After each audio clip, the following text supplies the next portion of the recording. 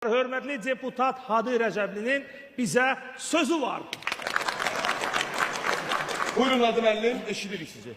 Hörmətli kollegalar, mən bugün bizim müəllimlərimizin maddi vəziyyətinin yaxşılaşdırılması üçün təkliflər verəcəm. Və təklif etdiyim yeni qanun layihəsinə görə müəllimlərimizin maddi vəziyyəti dərhal yaxşılaşacaqdır. Necə? Çox sadə. Bilirik ki, müəllimlərimiz səhər saat 8-dən axşam saat 6-ya kimi məktəbdə işləyirlər və axşam saat 6-dan sonra heç bir işlə məşğul olmurlar.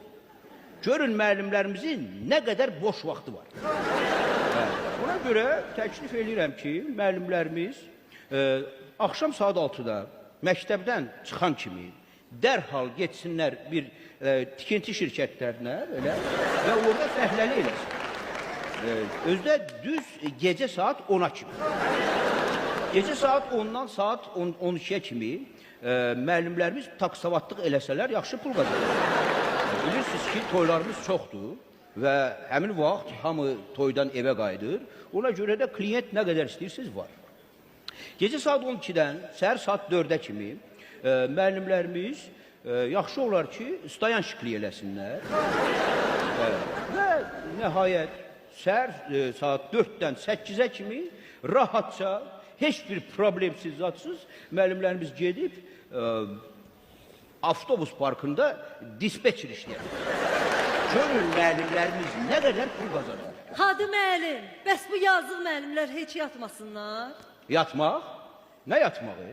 Müəllimlərimiz qoy məktəbdə tənəffüs vaxtı yatsınlar da. Nə yatmaq salmışsınız burada? Müəllimlərimiz işləməlidir. Yatmaq nədir? Hadi müəllim. Biraz sakit olun, yatan var axı burada. Bax işte, yatmaq biz deputatların işidir. Müəllimlərimiz isə işləməlidir.